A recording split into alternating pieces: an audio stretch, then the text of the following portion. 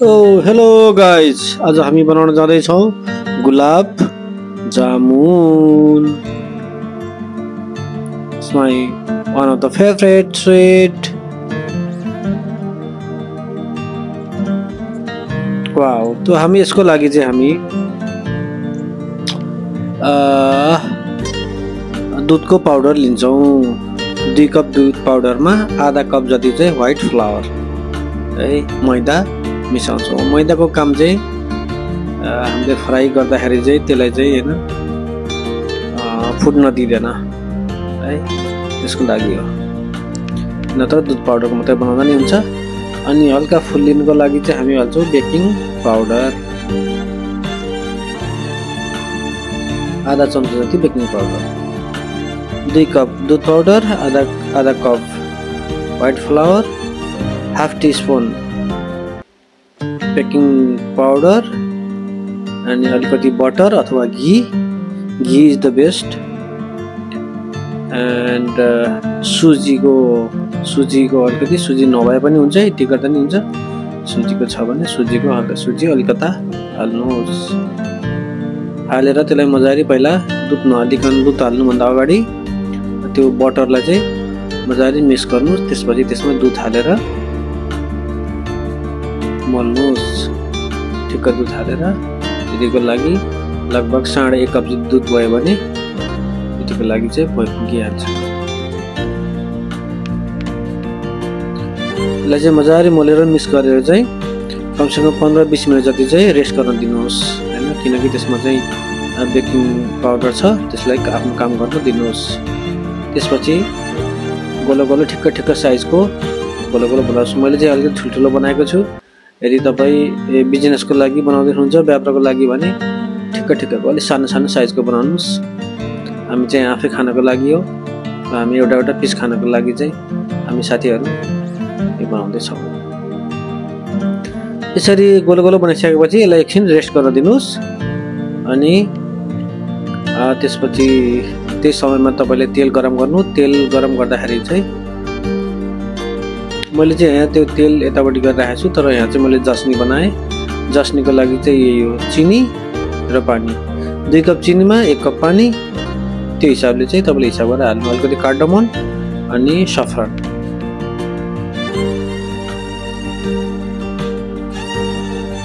यसलाई मजाले उमालेर एकछिन रेस्ट गर्नुहोस्। यो तेल चाहिँ हल्का गरम हुने बेलामा तपाईँले त्यो हाल्नुहोस् है, त्यो फ्राई गर्न हाल्नुहोस्। किनभने एक्कासी धेरै गरम नबनाउनुहोस्। गरम बनाउँदाखेरि त्यो दुधको पाउडर चाहिँ चाँडै नै जल्ने सम्भावना हुन्छ अनि भित्र पाक्दैन। यो चाहिँ स्लो हिटमा आरामले पाक्न दिनुपर्छ। बिस्तारै भिडियोमा देखाए जस्तै तपाईँले बिस्तारै पाक्न दिनुपर्छ। त्यो भयो भने चाहिँ त्यो दुध पाउडर जो हो नि त्योहरू चाहिँ सफ्ट भएर बिस्तारै पाक्छ। यसमा ध्यान दिनुपर्ने कुरा यही हो, तपाईँले तातो तेलमा हाल्यो भने एकछिनमै रातो हुन्छ भित्र चाहिँ, तर बाहिर चाहिँ रातो हुन्छ, भित्र पाक्दैन।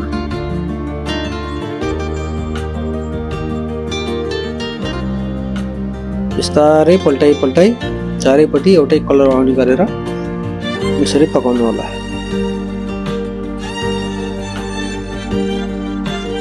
अन्त अलिकति फुल्लियो होइन, किनकि त्यहाँ बेकिङ सोडा छ। बेकिङ पाउडरले आफ्नो काम गरेको छ। ल्याएपछि एउटै साइजको छ, एउटै कलरको छ। एउटै कलर भइसकेपछि निकालेर हल्का 5 मिनट जति रेस्ट गर्न दिएर जस्नीमा हालिदिनु। तपाईँको गुलाब जामुन रेडी भइहाल्यो। It's very simple. तपाईँले सजिलै घरमा बनाएर खान सक्नुहुन्छ। यो चाहिँ अलिकति गुलियो हुन्छ। तपाईँहरूलाई म धेरै चिनी चाहिँ नखान अनुरोध गर्छु, तर खानै नहुने भन्ने चाहिँ होइन। हाम्रो शरीरलाई चिनी पनि चाहिन्छ, तर ठिक्क। हाम्रो शरीरलाई सबै चाहिन्छ, चिनी पनि चाहिन्छ, नुन पनि चाहिन्छ होइन, फ्याट पनि चाहिन्छ हाम्रो शरीरलाई। तर आवश्यकभन्दा धेरै खायो भने चाहिँ समस्या हुन्छ। यो कुरा बुझ्नुपर्छ। जति चाहिन्छ त्यति ठिक्क खानु। तपाईँले यो सधैँ खानेकुरा होइन, महिनामा अथवा 15 दिनमा एकपल्ट खाँदाखेरि केही फरक पर्दैन। यो जास्नी यसरी रेडी भएको छ। सफ्रनले राम्रो कलर दिएको छ। अब त्यो त्यसमा डुबाएर एटलिस्ट 2 आवर है। मैले चाहिँ सानो हामीले बनाउँछौँ, तपाईँले धेरै बनाउनुहुन्छ भने चाहिँ अलिक फराकिलो भाँडामा अलिक गहिरो भाँडामा जास्नी बनाउनु र यो डुबाउनु।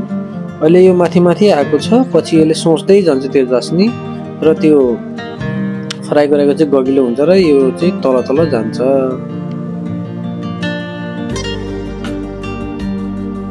यसरी डुबाएर चाहिँ 15-20 मिनट 15-20 मिनटमा चाहिँ तपाईले पल्टी गरेर यसरी छोड्दिनुस्, छोपेर राख्दिनुस्। At least 2 hour, more than 2 hour is better. Rest गरिदिनु। हेर्नु त यति राम्रो कलर आउँछ। झन्झन कलर अझै यसपछि अझै अलि राम्रो कलर आउँछ।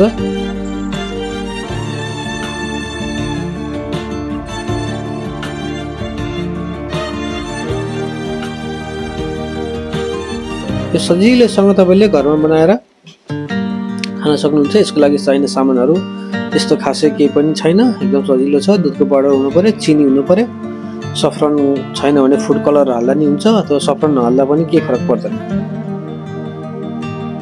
तपाईलाई निकालेर तपाईले खानुस्। यो तपाईले 2-3 दिनसम्म राखेर खाँदा पनि हुन्छ।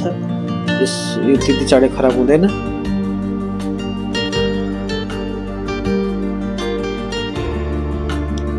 Look yummy, isn't it? Okay. मैले साधारण भाषामा तपाईहरु सबैले बुझ्ने तरिकाले भनिदिएको छु। रेसिपी नोट गर्नु होला। तपाईलाई मेरो भिडियोहरु कस्तो लाग्छ कमेन्ट गर्नु होला, लाइक गर्नु होला। मेरो YouTube च्यानल कुक विथ सजित र सजित श्रेष्ठ अफिसियल बाट चाहिँ मेरो भिडियोहरु आउँछ। त्यसमा त्यसलाई चाहिँ तपाईले सब्स्क्राइब गर्न नबिर्सनु होला। म तपाईहरुलाई आफूले जाने बुझेको कुरा साधारण भाषामा बुझाउने प्रयास र यो खाना सम्बन्धी तपाईहरुलाई के नलेज दिने प्रयास गर्छु। यही त बजारबाट किनेर खान पर्दैन, आफैले घरमा यसरी सजिलै बनाउन सक्ने खाना हो, स्वीट हो यो। अब हेर्नु त त्यहाँ म चेक गर्छु एउटा कस्तो भएको छ। बीचमा सर्लक काट्छु।